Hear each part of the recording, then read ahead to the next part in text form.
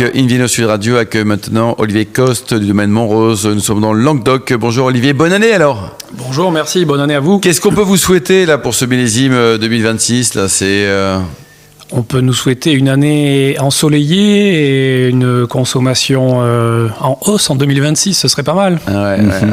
Et pas d'incendie, ça serait bien aussi. Pas d'incendie aussi. Pas d'incendie, effectivement, dans notre région. Vous n'avez pas trop de soleil dans votre région? Vous voulez une ensoleillée? Qu'est-ce qui s'est passé en 2025? Alors, je parle d'ensoleillement parce que nous produisons beaucoup de vin rosé et le vin rosé, effectivement, est plus consommé quand il fait beau. Donc, on est toujours content quand il fait beau, à Paris, par exemple. Oui, Chez nous, ça va, on a ce qu'il faut. Bon, votre famille, elle est implantée dans l'Hérault depuis 1550, c'est ça? Oui, exactement. Racontez-nous, alors, d'abord, vous êtes où dans l'Hérault? Parce que c'est un grand et beau département. Alors, on est à Valros, un petit village qui est à une vingtaine de minutes de Béziers, 45 minutes de Montpellier. Et effectivement, on n'a pas beaucoup bougé. On est depuis 1550 dans ce joli petit village. Un peu plus tardivement, en 1701, on a acquis le domaine Montrose. Et qui est donc dans notre famille depuis 9 générations. Et donc voilà, c'est une longue histoire familiale. Laure. Donc, vous produisez beaucoup de rosé, c'est la majorité de votre production, c'est ça? Exactement. Ça fait bien longtemps qu'on a un profil assez atypique pour des Languedociens. On produit à peu près 80% de vin rosé, donc plutôt...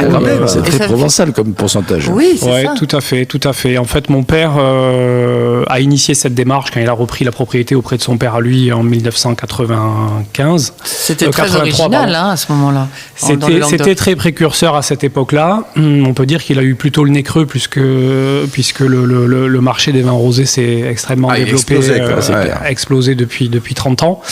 Donc voilà, on a profité de cet engouement. On a travaillé ce vin-là de manière très assidue, professionnelle, et on a mis beaucoup d'énergie là-dedans. Donc on a une belle reconnaissance sur ces vins, et le travail aidant, la distribution aidant, petit à petit on en a fait plus et les proportions ont monté.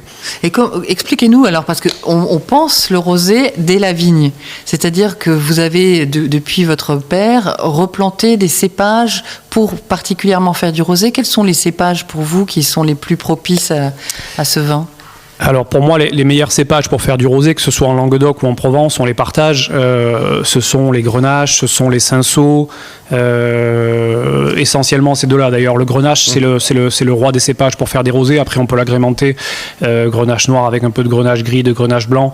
Le cinsault aide un peu aussi pour la fluidité. Il est plus léger, il est moins coloré. On peut utiliser aussi un petit peu de roussane, on peut utiliser un peu de mourvèdre. Donc ça, quand vous dites la roussane, vous la plantez dans la vigne de cinsault par exemple, ou c'est une vigne séparée? Non, on a des vignes séparées. On vinifie chacune de nos cuvées indépendamment, enfin chacun de nos cépages indépendamment, pardon, pour vinifier à la maturité requise et à la façon voulue vraiment. Et ensuite, on les assemble. Et au total, vous nous rappelez le nombre d'hectares que vous avez au total? On a plus d'une centaine d'hectares. Oui, donc c'est un grand domaine aussi, même si c'est dans le sud, il y en a quand même beaucoup de grands domaines. Enfin là, quand même 100 hectares, c'est bien. D'un seul tenant? Oui, quasiment d'un seul tenant, 80% d'un seul tenant et puis quelques îlots autour. Ça, c'est quand même pratique, un seul tenant, non, Philippe Orbach? Alors, c'est pratique, bien entendu. C'est confortable pour pouvoir aller travailler la vigne, ramener la vendange, faire toutes les manipulations.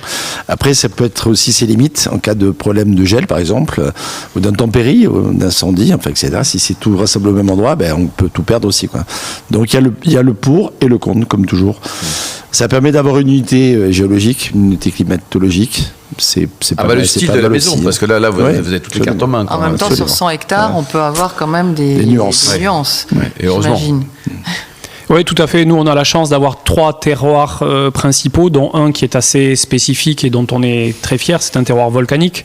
En fait, Montrose fait référence au nom d'un volcan sur les flancs duquel nous sommes installés. Et donc, on a des vignes qui sont plantées sur ces terroirs, des grenaches, des chardonnays aussi, parce qu'on fait des blancs, et qui donnent une typicité particulière, une minéralité au vin qu'on ne trouve pas ailleurs.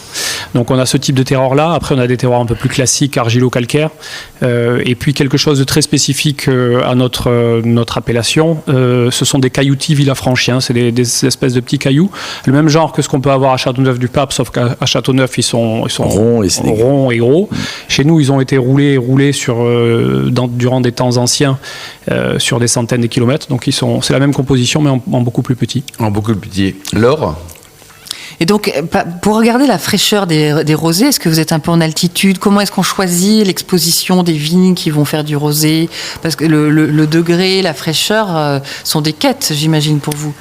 Oui, c'est sûr. Où est-ce sûr. qu'on place le curseur Alors, la date de vendange fait beaucoup. Nous, on a tendance à ramasser plus tôt que nos voisins parce que justement, on cherche cette fraîcheur et qu'on est spécialisé en vin rosé. On vendangeait à la machine, par exemple? On vendange à la machine et exclusivement la nuit. Pour la fraîcheur, alors là, c'est pour la fraîcheur des raisins, c'est-à-dire que plus les raisins rentrent frais en cave, moins ils vont s'oxyder et plus ils vont développer d'arômes fruités, purs et intéressants. Mais effectivement, la recherche de la fraîcheur, de l'acidité est une quête permanente et on la travaille par des terroirs de plus en plus froid, entre guillemets. C'est pas froid chez nous, mais je veux dire qu'on recherche des terroirs au nord, on recherche des Et avec orientations. tout ce travail de viticulture, est-ce qu'ensuite vous faites aussi des élevages qui sont très liés au monde du vin et pas forcément au rosé?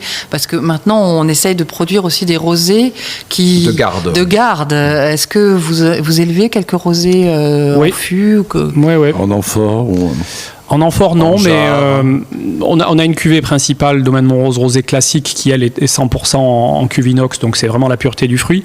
Ensuite, on a une cuvée Prestige qui incorpore à peu près une dizaine de % de fût de chêne.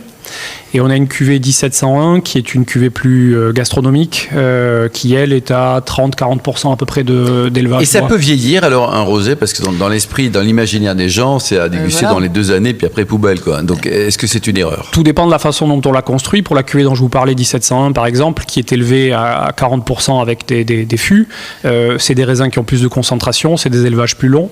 Donc oui, ça peut tout à fait bien vieillir comme un blanc. Combien ça coûte? Ça va de combien pour vos rosés, la bouteille? Ça va de 8-10 € à 20 € à peu près. 20 €, parce que dans l'esprit des gens, pareil, le rosé, c'est pas cher. Donc dès que c'est cher, ça marche pas. Ça dépend, parce qu'en Côte-de-Provence... On peut en trouver quelques-uns alors, mais dans l'esprit des gens, c'est le vin sympa, agréable, avec des prix psychologiques, forcément. Déjà 20 €, encore une fois, dans l'esprit des consommateurs, ça peut paraître cher, même si c'est excellent à 20 €. C'est ça qui a fait le succès aussi de ces vins-là, c'est-à-dire qu'ils sont accessibles en prix et dans le discours. On parle parfois de déconsommation des vins, on a perdu 60% de consommation de vin en 60 ans. Une des raisons qu'on peut mettre en avant, c'est peut-être que le discours qu'on donne à nos consommateurs est un peu compliqué. Dans les vins rosés, c'est plus simple, c'est plus... voilà, Et quel est votre marché? Il est très français ou... Non, il est assez peu français. On vend à peu près 10-15% en France et le reste à l'étranger. D'accord, donc parce qu'il y a quand même un paquet de bouteilles, non? Sur 100 hectares, vous avez combien l'équivalent bouteille de combien On en fait pas mal parce qu'on a des activités aussi. On a une autre propriété à Faugères, un peu plus dans le nord de l'appellation. Puis on achète des raisins à des confrères. On a une activité de négociant sous la marque Famille Coste. Donc on fait à peu près 3 millions de bouteilles par an. 3 millions de bouteilles par an, quoi. Et alors les accords baies et vins, qu'est-ce qu'on peut dire sur votre rosé? Qu'est-ce qu'on peut imaginer là, indépendamment du figuier, de l'apéro, tout ça? Il y a plein de choses à faire avec. Il y a plein de choses à faire, mais je crois qu'il faut rester simple. Je vous conseillerais pas de plats en particulier avec lesquels vous pourrez associer nos vins rosés.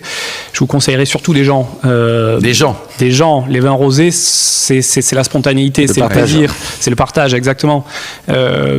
C'est ça qui fait la beauté des vins rosés, c'est ça qui fait la façon de les apprécier. Il y a quelques personnes que vous nous déconseillez de rencontrer.